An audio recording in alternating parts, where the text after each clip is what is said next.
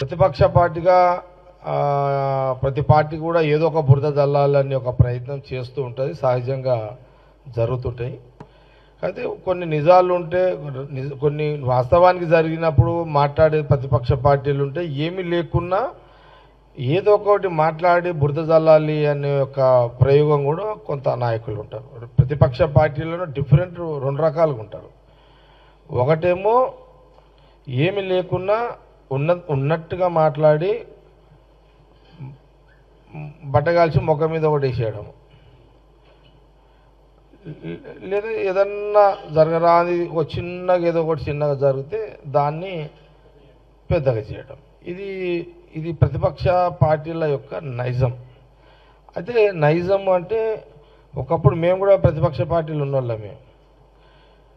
అందుకే నేను ఏమన్నా 2-3 రకాలుగా ఉంటారు ఇలా.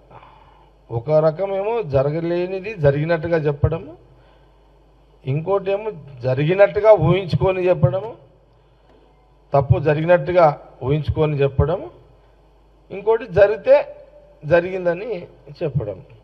గతంలో మేము జరిగినవి చెప్తుంటే కాంగ్రెస్ పార్టీ. ఇప్పుడు ప్రస్తుతానికి మన BJP floor leader Maheshwar Reddy మా ఉత్తమ్ కుమార్ రెడ్డి గారి మంత్రి గారి మీద ఇప్పుడు బట్టగాల్చి కార్యక్రమం పెట్టింది. ఇప్పుడు సరే, అనుమానాలు ప్రతిపక్ష నాయకుడిగా, ఫ్లోర్ లీడర్గా, బీజేపీగా ఆయనకు అనుమానాలు రావద్దు, లేకపోతే ఆయన మాట్లాడవద్దు, లేకపోతే ఆయన బట్టగాల్చి మీద వేయొద్దు అని మేమేం అంటలేము. అది కానీ కొంత తెలంగాణ రైతులను కన్విన్స్ చేయడము, తెలంగాణ ప్రజలను కన్విన్స్ చేసే స్టేట్మెంట్లు వస్తున్నాయి. కాబట్టి కొంత పార్టీ పరంగా కొంత సరే ఇది ప్రభుత్వము. నేను ఈరోజు ప్రెస్ మీట్లో ముఖ్యంగా రావడానికి కూడా కారణం ఏంటంటే, ఉత్తమ్ కుమార్ రెడ్డి మినిస్టర్ గారే కొంత నేను మన మహేశ్వర్ రెడ్డి ఏదైతే బట్టగాలు చేస్తున్నాడో నా మీద, మరి ఒకసారి పార్టీ పరంగా వర్కింగ్ ప్రెసిడెంట్గా నువ్వు కూడా మాట్లాడితే బాగుంటుంది అని ఉత్తమ్ కుమార్ రెడ్డి మినిస్టర్ గారు నాకు చెప్పడం జరిగింది. అందుకోసమని నేను ఈ యొక్క ప్రెస్ మీట్లో ప్రధానంగా ఇప్పుడు ఒక విషయం క్లియరు, చాలా స్పష్టంగా కాంగ్రెస్ గవర్నమెంటు అక్కడ సీఎం రేవంత్ రెడ్డి గారు కానివ్వండి, ఈ క్యాబినెట్లో ఉత్తమ్ కుమార్ రెడ్డికి శాఖపరమైన ఈ అంశాలు కానివ్వండి, ఇప్పుడు ప్రధానంగా ఏంది, ఇప్పుడు ప్రభుత్వము కాంగ్రెస్ గవర్నమెంట్ వచ్చిన కాడ నుంచి వర్షాలు పడ్డాయి, ధాన్యం తడిసింది.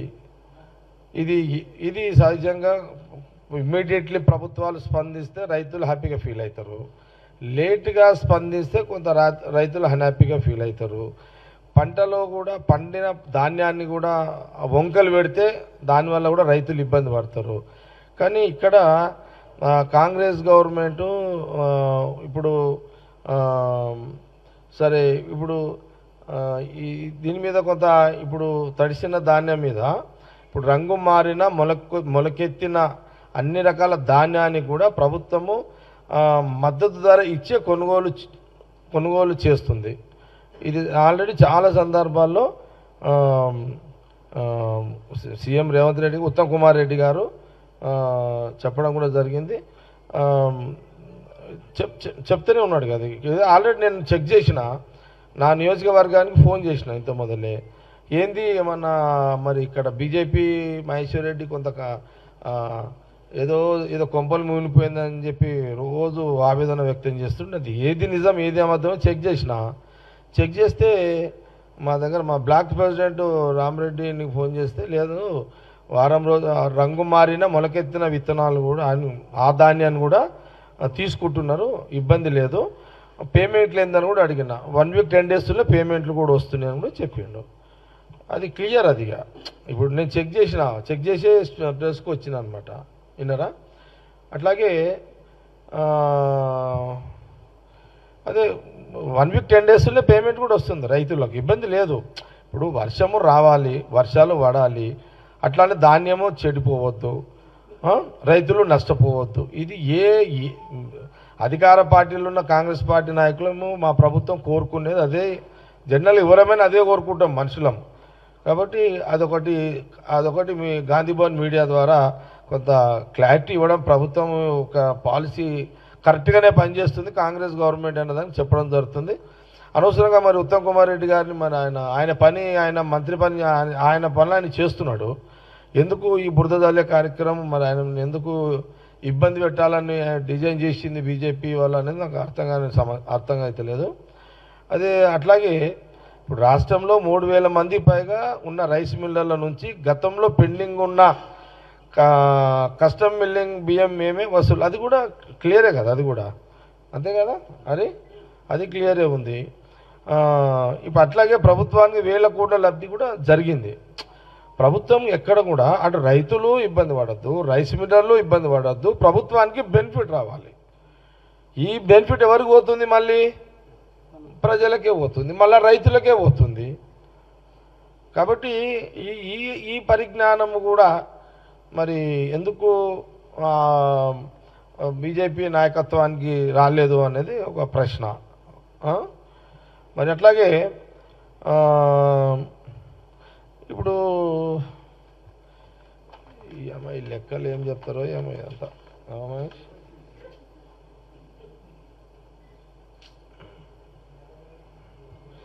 ఇప్పుడు ఇప్పుడు మరి ఎందుకు ఉత్తమ్ కుమార్ రెడ్డి గారిని మళ్ళీ బీజేపీ వాళ్ళు టార్గెట్ చేస్తుండో, Maheshwar Reddy CLP floor leader మరి ఎందుకు ఆయన టార్గెట్ చేస్తున్నాడో నాకు అర్థమవుతలేదు. మరి ఎందుకు కోపం వచ్చింది మహేశ్వర్ రెడ్డికి ఉత్తమ్ కుమార్ రెడ్డి మీద కూడా అర్థమవుతలేదు నాకు అది. ఎందుకంటే వాస్తవాన్ని కూడా ఉత్తమ్ కుమార్ రెడ్డి చాలా క్లీన్ లీడర్ కదా, వైట్ పేపర్ లాంటి వాడు ఉత్తమ్ కుమార్ రెడ్డి. వైట్ పేపర్ లాంటి వాడి మీద అదేమంటారు ఇంకు చల్లి ఆ వైట్ పేపర్ని ఎందుకు ఖరాబ్ చేయాలని మరి చూస్తున్నారు బీజేపీ నాయకత్వం, ఫ్లో లీడర్ మహేశ్వర్ రెడ్డి గారు. నాకు కన్ఫ్యూజ్ అవుతున్నాను నేను కదా. వైట్ పేపర్ మీద ఎందుకు ఇంకు చల్లుతున్నారు? ఓకే, పాయింట్ క్యాచ్ చేసిరా? వైట్ పేపర్ అంటే ఉత్తమ్ కుమార్ రెడ్డి, ఇంకెందుకు చల్లుతున్నారు? ఎందుకు మరకెందుకు వేస్తున్నారు? మరకలేని పేపర్ మీద మరకెందుకు వేస్తున్నారు? మరకలేని నాయకుని మీద మరకెందుకు వేస్తున్నారు? మరి ఎందుకు అవసరం లేదు కదా అనేది కాంగ్రెస్ పార్టీ కొంత ప్రశ్నిస్తున్నది, బీజేపీ ఫ్లో లీడర్ని కూడా ప్రశ్నిస్తున్నది. ఇప్పుడు ఎందుకంటే చాలా సీనియర్ నా శాసనసభ్యుడు, 6-7 సార్లు ఎమ్మెల్యే గెలిచిండు. ఆనాడు ఆయన మినిస్టర్గా క్యాబినెట్లో పనిచేసిండు కిరణ్ కుమార్ రెడ్డి గారి గవర్నమెంట్లో ఉమ్మడి రాష్ట్రంలో. మరి సరే అది ఓకే, అది పిసిసి అయిపోయింది. కానీ ఇప్పుడు ఒకసారి పార్లమెంటు ఎంపీగా ఢిల్లీలో ఆయన పాత్ర ఏందో మనం అందరం చూసినాము. ఇప్పుడు మినిస్టర్గా major irrigation minister, civil supply విన్నారా? కాబట్టి కొంత దీన్ని కూడా ప్రజలు ఆలోచన చేయాలి. ఈ తెల్ల కాగితం ఇంకు జల్లుతున్న మహేశ్వర్ రెడ్డి గురించి ఆలోచన చేయాలనేది కొంత కాంగ్రెస్ పార్టీ చాలా చెప్తుంది. సరే, ఒకటి క్లియర్ ఏంటంటే ఇప్పుడు Maheshwar Reddy first time flow leader BJP. సరే, యాజ్ ఏ బీజేపీ ఫ్లో లీడర్గా మహేశ్వర్ రెడ్డి ఆయనకు అనుమానం రావద్దు. అనుమానం వచ్చింది, వచ్చింది ఏదో కొంత చెక్ చేసుకొని మాట్లాడితే బాగుంది. నేను ఏదో మాట్లాడాలి కాబట్టి మాట్లాడుతున్నాడు. ఓకే, అంటే ఇప్పుడు floor leader Maheshwar Reddy recognised కోసము ఉత్తమ్ కుమార్ని అటాక్ చేస్తున్నాడా తెలియదు, అది మనకు అదొకటి. ఓకే, సరే, వేరే రాజకీయ విమర్శలు వద్దు. ఎందుకంటే ultimate Congress government and Revanth Reddy CM, cabinet ministers, అందులో ప్రధానంగా ఇప్పుడున్న అలిగేషన్ పెడుతున్న మహేశ్వర్ రెడ్డి పెడుతున్న అలిగేషన్స్ ఫాల్స్ అలిగేషన్స్, అది ఉత్తమ్ కుమార్ రెడ్డి నాయకుడు చాలా జాగ్రత్తగా, చాలా నీట్గా ఆచి తూచి అడుగులేసే నాయకుడు. ఎవరో ఎవరికో ట్రాప్లో పడిపోయి నాయకుడు కూడా కాదు ఆయన. సరిహద్దుల్లో పోరాటాలు చేసి కెప్టెన్ పాత్ర పోషించి చాలా ఎలాంటి అలిగేషన్స్ లేకుండా చాలా నీట్గా అలాంటి పదవులు అలాంటి పదవులను ఆయన చేసిన వ్యక్తి. సరే ఎప్పుడు కూడా ఆయన మీద లేని ఎందుకు అనేది ఒక ప్రశ్న. ఓకే, మొత్తం మీద ఏందంటుందంటే మా కాంగ్రెస్ గవర్నమెంటు రైతుల పక్షపాతి, ఒకటి ప్రజల పక్షపాతి, ప్రజల మేలు కోరే కాంగ్రెస్ పార్టీ, ఇది జగమెరిగిన సత్యము. 9 ఏళ్ళు ఆలస్యమైన ప్రజలు గ్రహించి కాంగ్రెస్కి గవర్నమెంట్ తెచ్చుకోవాలి, అనేక లోపాలు సవరించుకోవాలి, పరిపాలనలో అనేక ఇబ్బందులను సవరించాలి, ఇవన్నీ జరగాలి అని అంటే కాంగ్రెస్ గవర్నమెంట్ వస్తేనే సాధ్యం అవుతుంది అనేది సాధ్యం ఉంటుంది అవుతుంది అనేది ప్రజలు తీసుకునే నిర్ణయంలో విత్ ఇన్ షార్ట్ ఈ 4-5 నెలల్లో ఎన్నికలు ఉన్నా కూడా ఎన్నికలు ఉన్నాయి కదా అని ఎక్కడ కూడా లేదు. సరే ఇప్పుడు పొలిటికల్గా వాళ్ళు కూడా కొంత ఇమేజ్ అవసరం అపోజిషన్ పార్టీలకు. ఇప్పుడు అపోజిషన్ పార్టీలను కూడా ప్రజలు గుర్తించాలంటే ఏదో ఒకటి అనాలి కాబట్టి వాళ్ళు అంటున్నారు. అందులో ఇప్పుడు బీజేపీ ఒక సైడు, బీఆర్ఎస్ ఒక సైడు ఒక రోల్ తీసుకున్నది వాళ్ళని. ఇప్పుడు కాబట్టి నిజంగా జరిగితే రాధాంతం చేయకూడదు వీళ్ళు.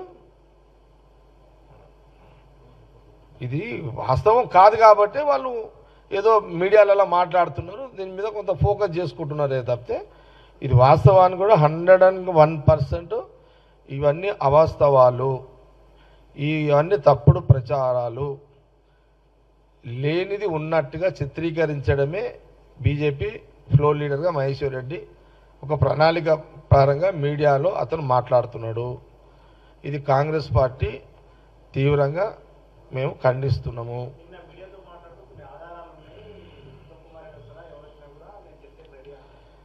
నేను అపోజిషన్ పార్టీలకు నేనేమంటున్నా అంటే ప్రతాప్ నేనేమంటున్నా అంటే మీరు ఏమంటున్నావు, నువ్వేం అడుగుతున్నావు? నా దగ్గర ఆధారాలు ఉన్నాయి, నేను ఈ కాగితాలు పట్టుకొస్తా, నా దగ్గర రండి అని అంటున్నాను. ఇది ఇసంటి డైలాగ్స్ పాత ఇవన్నీ నాకు కూడా నా చెవులకే తూట్లు పడ్డాయి ఇవన్నీ కదా. అది అసలు ఈ చర్చకు రండి, మాత కాగితాలు ఉన్నాయి, మాత ఆధారాలు ఉన్నాయి, నాతో లింకు డాక్యుమెంట్లు ఉన్నాయి. నేనేమంటానంటే ఉంటే మీకు ఇచ్చేయండి, మీడియాకి ఇచ్చేయండి. దానికి ఉత్తమ్ కుమార్ రెడ్డి డీజిల్ బొక్క ఎందుకు ఆడదాకొచ్చుడు? ఎంతైనా బొక్కనే కదా. కాని పనికి డీజిల్ ఖరాబ్ ఎందుకు చేయాలి ఉత్తమ్ కుమార్ రెడ్డి? నేనేమంటున్నానంటే ఎవరు అవును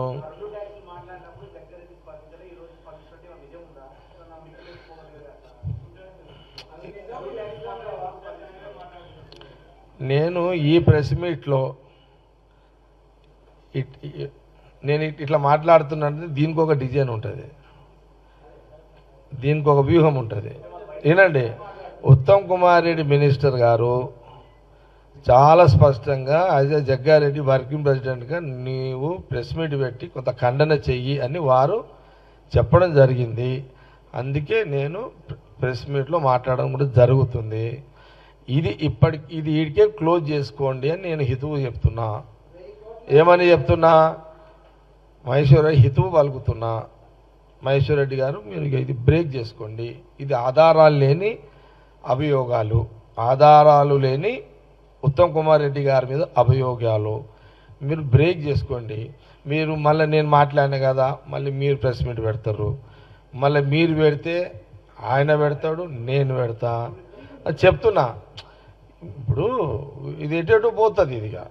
నేను ఇప్పుడు ఈ ప్రెస్ మీట్లో చాలా నీట్గా చెప్పినా కదా.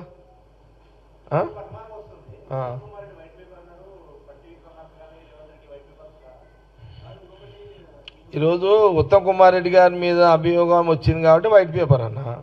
రేపు రేవంత్ రెడ్డి గారి మీద అంటే అది వైట్ పేపరే. రేవంత్ రెడ్డి కూడా వైట్ పేపరే, బట్టి పేపర్ కూడా వైట్ పేపరే. అనుమానం లేదు దాంట్లో, అనుమానము లేదు, ఏం డౌట్ తినకండి.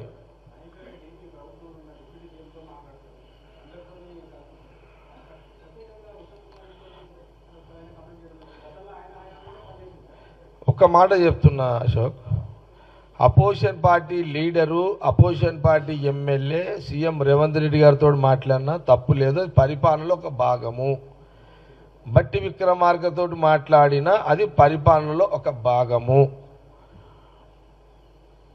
ఇంకెవరితోటి అపోజిషన్ పార్టీ ఎమ్మెల్యేలు లీడర్లు ఎవరు మాట్లాడినా పరిపాలనలో అది ఒక భాగము. అది పొలిటికల్ కలయిక కాదు, అది ప్రభుత్వంలో ఒక బాధ్యత, అది మనం గ్రహించాలి.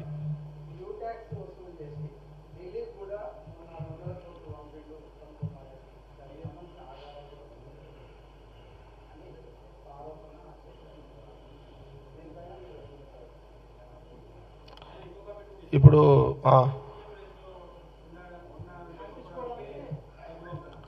మీకు మళ్ళీ చెప్తున్నా, ఈ సీఎం రేస్ల పంచాయతీ క్వశ్చన్స్ బంద్ చేసేయండి. అదే అంటున్నా, మీకు క్లియర్ ఇస్తున్నా, మీకు ఇస్తా మీకు సీఎంది అడిగిరు కదా, మీరే అడిగారు కదా, సీఎం ఇంకో ఆ సీఎం ఈ సీఎం. మీరు మళ్ళీ చెప్తున్నా, విన్నారా? ఇప్పుడున్న రాజకీయ పరిస్థితుల్లో కాంగ్రెస్ పార్టీ ఎట్టి పరిస్థితుల్లో ఈ 5 ఏళ్ళు రేవంత్ రెడ్డి ముఖ్యమంత్రిగానే ఉంటాడు. ఆయన ఎక్కడ కూడా డిస్టర్బ్ చేయరు, డిస్టర్బ్ చేయాలని కూడా కాంగ్రెస్ పార్టీలో ఎవరు కూడా ప్రయత్నాలు చేస్తలేరు. ఊహాగానాలకు స్వస్తి పలకండి, ఇలాంటి ప్రశ్నలు అడుగుడు కూడా బంద్ చేయండి.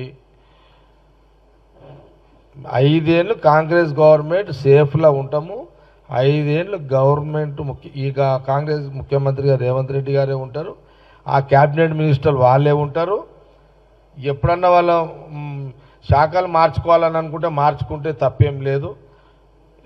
ఇంకా 6 శాఖలు ఉన్నాయి, ఇంకా 6 మంది మంత్రులు ఉన్నారు. బహుశా సోనియా గాంధీ, రాహుల్ గాంధీ, కేసీఆర్ గారు, ఖార్గే కూర్చొని 2 నెలలో 3 నెలలో అటో ఇటో అది కూడా క్లియర్ చేసేస్తారని నేను అనుకుంటున్నా. విన్నారా? కాబట్టి ఎక్కడ లేదు, ముఖ్యమంత్రి గారితో పాటు ఉత్తమ్ కుమార్ రెడ్డి గారితో పాటు ఎంటైర్ టీమ్ మినిస్టర్స్ అందరు కూడా వాళ్ళ శాఖల్లో ప్రజలకు ఎట్లా న్యాయం చేయాలి, 9 ఏళ్ల పరిపాలన టీఆర్ఎస్ బీఆర్ఎస్ గవర్నమెంట్ యొక్క లోపాలను, వాళ్ళ పరిపాలనలో లోపాలను సవరించుకుంటూ, ఆర్థిక ఇబ్బందులను సవరణ చేసుకుంటూ, ఎప్పటికప్పుడు కాంట్రాక్టర్లలో గతంలో మునిగిపోయిన వాళ్ళని బతికిస్తూ, మళ్ళీ కొత్త కాంట్రాక్టర్లను బతికించుకుంటూ ప్రజా పరిపాలన అందిస్తున్నది కాంగ్రెస్ గవర్నమెంట్. దీంట్లో చాలా స్పష్టంగా మీకు మీ ద్వారా యావత్తు తెలంగాణ ప్రజలకు తెలియజేస్తున్నా. మాకెందుకు భయ్, మీకు ఇచ్చేయమని రాదు, ఈ పంచాయతీ వద్దు. నేను ఏం చెప్తున్నట్టే మహేశ్వర్ రెడ్డి గారికి, వద్దు, నీ దగ్గర ఏమన్నా ఉంటే ఇచ్చేసేయి, ఏముంది, మీరు పెద్ద పాలక మీరు ఇవ్వకుంటారా? సాక్ష్యం ఇస్తే ప్రెస్ మీట్ ఓకే, 2 రోజులు మహేశ్వర్ రెడ్డి గారు ఆయన బీజేపీ ఫ్లోర్ లీడర్, ఆయన ఏదో చెప్పుకున్నాడు, okay. As a opposition party leader కాపూర్తి కూడా ఇంత పెద్ద కాంగ్రెస్ ఇచ్చిన డెమోక్రసీలో మాట్లాడకపోతే ఎట్లా? ఇంత పెద్ద తెలంగాణ డెమోక్రసీ లేని తెలంగాణ ప్రాంతంలో ఇంత పూర్తి స్వేచ్ఛని చేసినాం మేము. రేవంత్ రెడ్డి రాగానే ఏమో చేస్తే ఏం చేసాడే, ఏమని అంటున్నాడు? ఏమన్నా వదిలేసాడు కదా, ఏముంది, పోండి, ఎవరన్నా మాట్లాడుకోపోండి, ఆడ కూర్చోండి. ఇందిరా పార్క్ కూడా వదిలేసినాము, ఫ్రీగా కూర్చోండి, చెప్పుకోండి. నేనేమంటున్నా అంటే, ప్రతాప్, నువ్వు మీ దగ్గర ఆధారాలు ఉంటే ఇచ్చేసేయండి. మీరు బ్రేకింగ్లు వేస్తారు కదా, పంచాయతీ ఏముంది?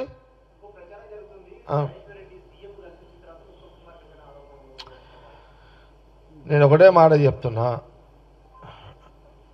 ఇదంతా కూడా cricket team, kabaddi team, kho kho team అనుకోండి. ఇదిగా అంతా యునైటెడ్గా ఆడుతున్నారు ఆట.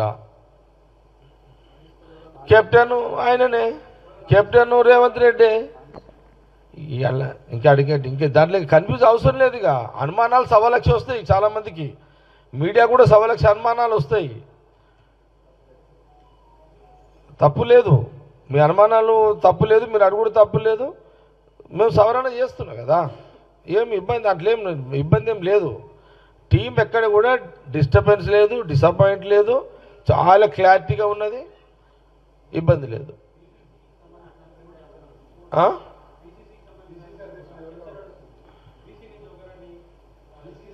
కరెక్ట్గా అని ఇప్పుడు దాంట్లో పోతే ఇది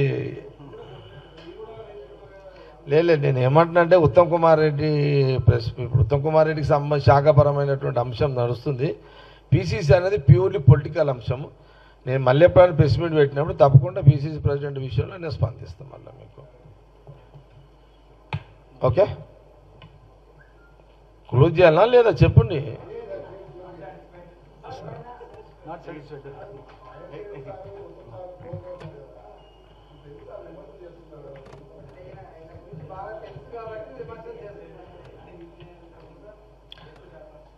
ఇప్పుడు ప్రస్తుతానికి సాఫీగా నడుస్తుంది, నడవనివ్వండి.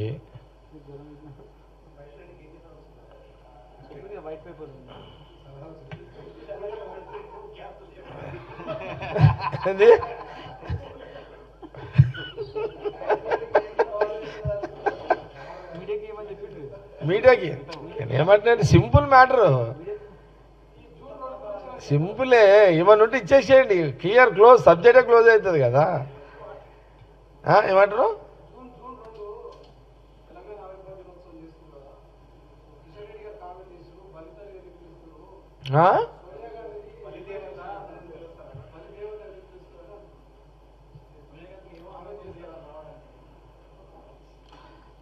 నేను అనుకుంటా దీని మీద సీఎం రేవంత్ రెడ్డి గారు మాట్లాడుతున్నారు కదా. ఎందుకంటే ఇప్పుడు మేడం సోనియా గాంధీ గారి డేట్ ఫిక్స్ అవుతుంది. ఇప్పుడు ఆయననే సీఎం, ఆయననే పీసీసీ ప్రెసిడెంటు. ఖచ్చితంగా మేడం గారిది ఫిక్స్ కాగానే మీడియా ముందుకు వస్తాడు, ఆయన్ని ఆడుకుంటాడు కిషన్ రెడ్డితో. ఏమున్నది దాంట్లో పెద్ద కదా. కొన్ని గేమ్స్ మా సీఎం రేవంత్ రెడ్డి కూడా వదిలేతాం భయ్, అన్నీ మేమే ఇట్లా కెప్టెన్కి వదలాలా లేదా మేము కూడా కొంత.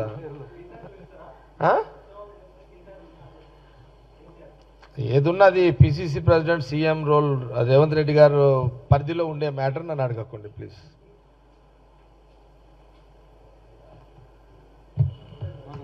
Thank you.